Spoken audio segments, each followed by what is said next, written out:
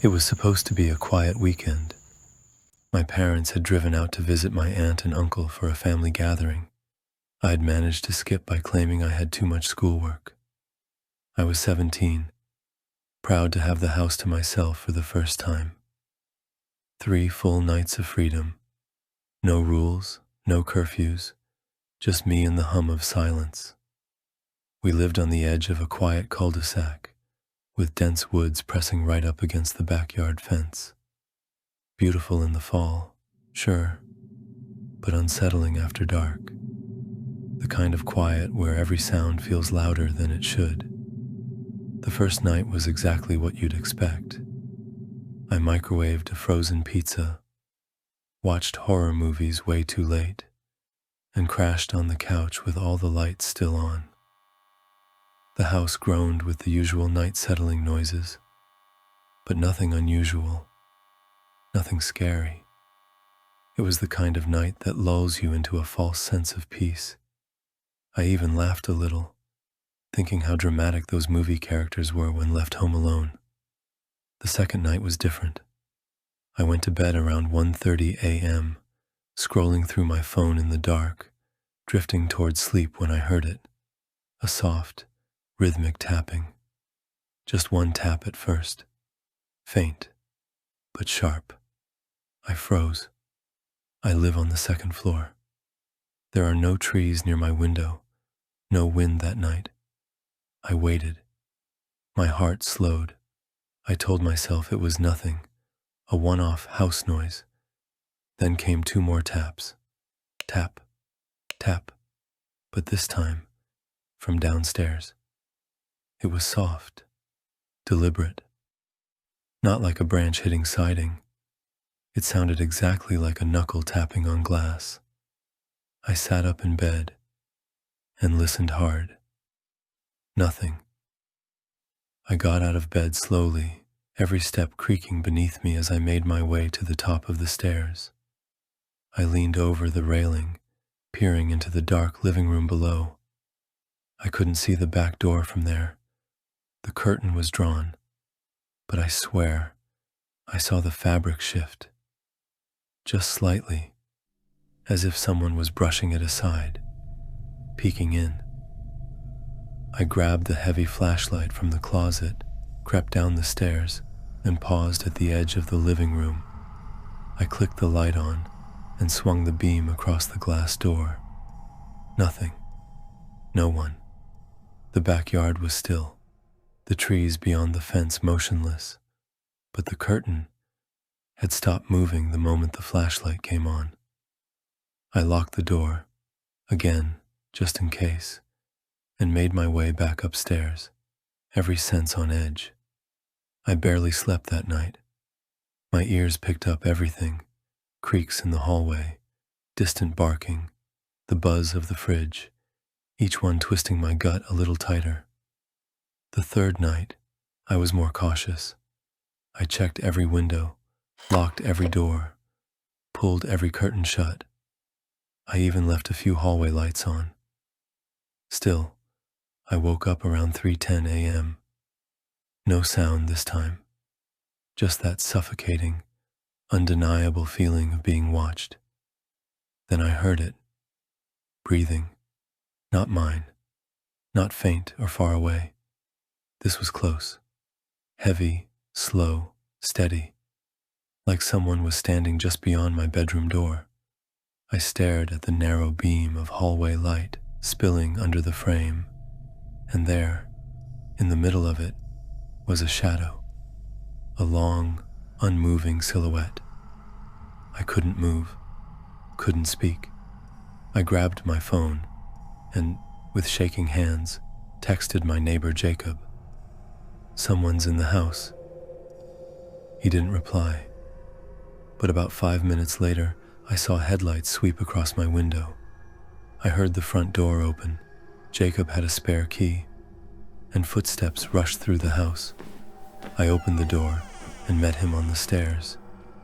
We searched the entire place, every room, every closet, nothing, no signs of forced entry, no broken windows. But the dog? The dog was hiding under the bed, tail tucked so far between her legs I couldn't even coax her out. At sunrise, Jacob and I went around the outside of the house. That's when we found them. Footprints in the soft earth behind the house.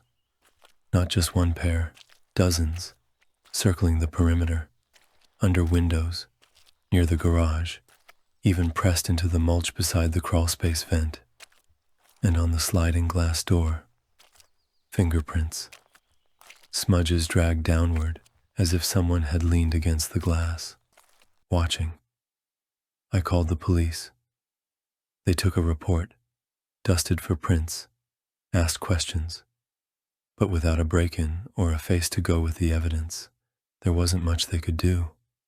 They promised extra patrols. I didn't feel any safer. I didn't sleep at the house that final night. I stayed at Jacob's. My parents returned the next morning. I told them everything. They were shaken, but didn't know what else to do, but change the locks and install a camera. About a week later, I was tidying my room when I noticed something odd wedged behind a row of books on my shelf. A sticky note I didn't recognize. It said, "Why don't you lock the upstairs window?" The one that led out onto the garage roof. That window had been cracked open the first night. I'd forgotten to close it. Someone could have climbed up. Someone could have been inside, watching me sleep, walking the hallway, standing at my door. I'll never know who it was, or how long they'd been there. This happened to me a few years ago when I was house-sitting for my aunt. She lived in this older 2-story farmhouse just outside of town. Pretty place during the day, surrounded by fields and woods. But once the sun went down, the quiet out there turned from peaceful to heavy. That kind of silence where you start to hear things you're not sure are real. She was going on a cruise and asked if I could watch the place, feed the cats, water the plants. I figured it'd be a chill week. I brought my laptop, some snacks, and settled in for what I thought would be a peaceful time alone. The first couple of nights were uneventful. Cold in that drafty way old houses get, but nothing unusual. I mostly hung out downstairs. The second floor had a few guest rooms, but I didn't bother going up there. No reason to. One of the cats, Leo, was skittish and always stared up the staircase like he was watching something move up there. But cats are weird like that, right? On the third night, I stayed up later than usual watching movies. It was past midnight when I noticed something odd. The motion light in the backyard, one of those floodlights mounted over the porch, flashed on. I paused the movie and looked out the sliding glass door. Nothing, just the field and tree line swaying in the wind.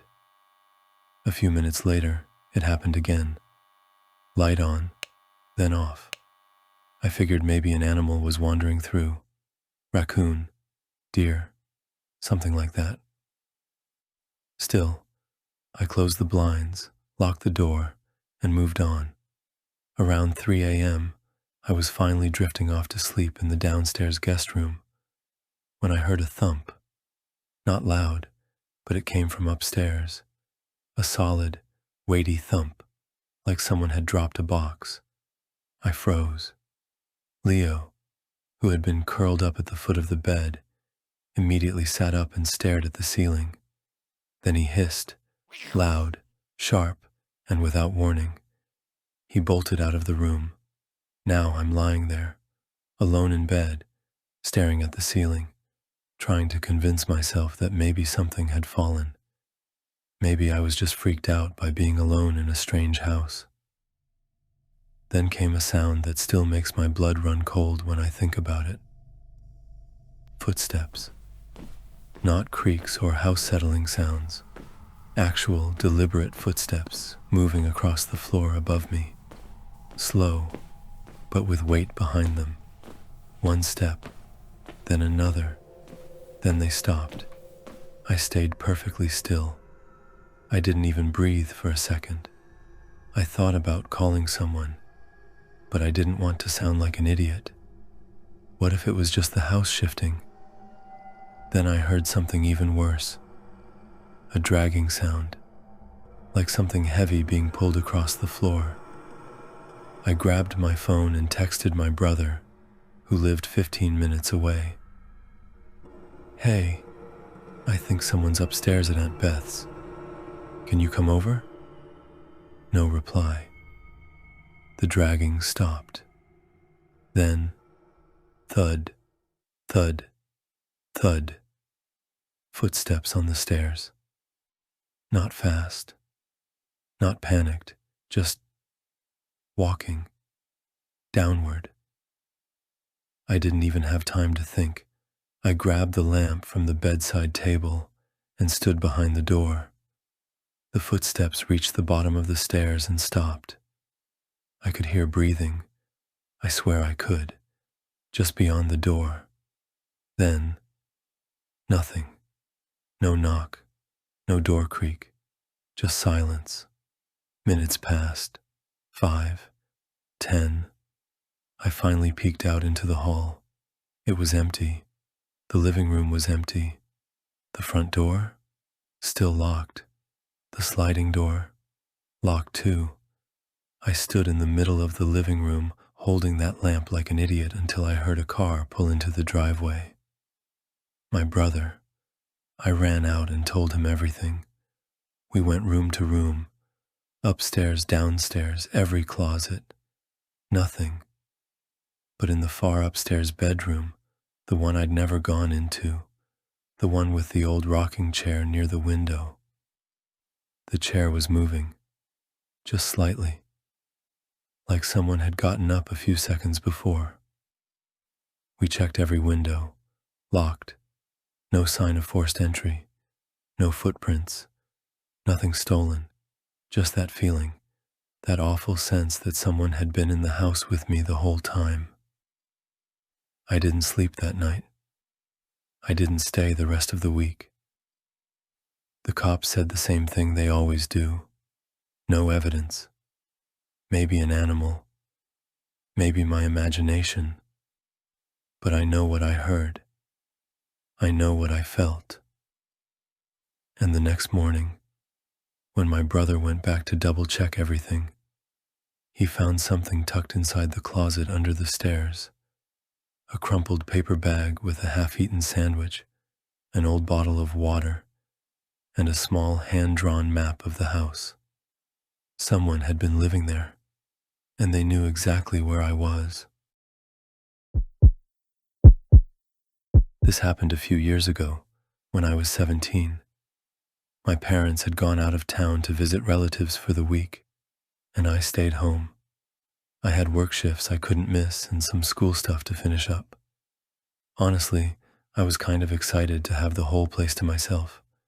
No rules, no curfew, and the freedom to do absolutely nothing productive. That was the plan. We live in a quiet neighborhood, not too far from the edge of town. Pretty standard suburbia, cul-de-sac, neighbors who wave but don't really talk much. It's the kind of place where people leave their porch lights on, but don't actually expect anything bad to happen. The first night alone was peaceful. I stayed up watching movies, ate too much junk food, and passed out on the couch. The second night was colder, with frost starting to form on the windows. Around midnight, I paused the movie I was watching and headed to the kitchen to grab a drink. That's when I noticed the motion light in the backyard was on. Now, that light only comes on if something walks close to the door. I looked out the window, thinking maybe a raccoon or a stray cat triggered it. But something felt off. The gate at the back of the yard was wide open. I know for a fact I closed it earlier that day. I locked the sliding glass door, pulled down the blinds, and told myself I was just being paranoid. Still, the thought of someone, or something, having opened that gate stuck with me. By the third night, I was starting to feel the loneliness creep in. The silence of the house got louder after sunset. You start noticing little sounds you never would with people around. The hum of the fridge, the settling creaks in the walls, your own heartbeat, when you're not sure what you heard was real. Around 1:30 a.m., I was lying in bed scrolling through my phone when I heard a sound that made me freeze. A soft creak, like someone stepping on the floor just outside my room. I held my breath. The house was dead silent. I waited for it to repeat, but it didn't. Maybe it was the heater clicking on. Maybe I was being dramatic. Then I heard something else. A click, like a doorknob being tested. Not turned hard, just gently checked. I sat up in bed. My room doesn't have a lock, and suddenly, that felt like a massive design flaw. I grabbed my phone and turned on the flashlight, debating whether to go out there or stay frozen under the covers. I crept out into the hallway, flashlight aimed ahead like I was in some bad horror movie. I checked every room downstairs, kitchen, living room, bathroom, all empty. I even opened the front door to make sure it was still locked, which it was. The house felt still again, until the sliding door rattled. Not just a little jiggle, it sounded like someone was trying to lift it off its track. I nearly dropped my phone. The blinds were closed, and I couldn't see out, but the motion light had come on again. I turned off all the inside lights and crouched low, peeking through a sliver in the blinds. And there it was, a figure, not clearly visible, but definitely a person, standing still in the middle of my backyard, just watching the house, not moving, not trying to hide. I backed away, went upstairs, and locked myself in my room. I called my neighbor across the street, Mr. Howard, retired Army guy. He picks up and I tell him someone's outside, possibly trying to break in. He doesn't hesitate. Stay in your room. Don't make any noise. I'm coming over. Minutes later, I hear his car pull up and see his flashlight sweeping across my lawn. He disappears into the side yard and knocks on the front door. I let him in and tell him everything. He looks dead serious. We both step out into the backyard together, and that's when we see it. Footprints in the frost, leading from the woods behind the fence to the sliding door. Deep, clear, human-sized, but no footprints going back. Looks like they hopped the fence. Mr. Howard mutters, "You got a ladder or something back here?"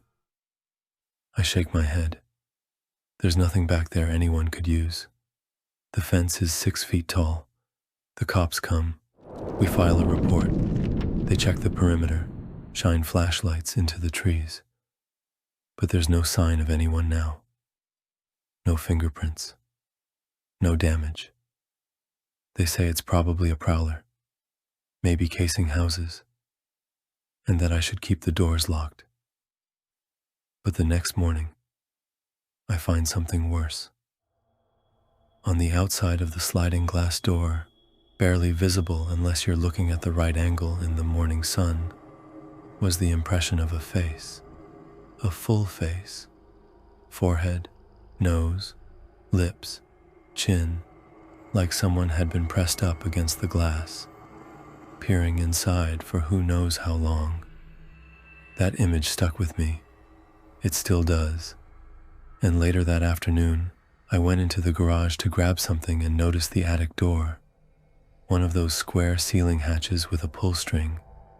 We got a ladder and peeked inside, expecting to find some old insulation and dust. What we found instead were 2 empty water bottles, a granola bar wrapper, and a crumpled blanket, like someone had been living in our attic. Whoever they were, they had been watching. They knew our routine. They waited for us to leave. And when I was finally alone, they came down. Or maybe they'd already been down. Maybe I hadn't been home alone at all.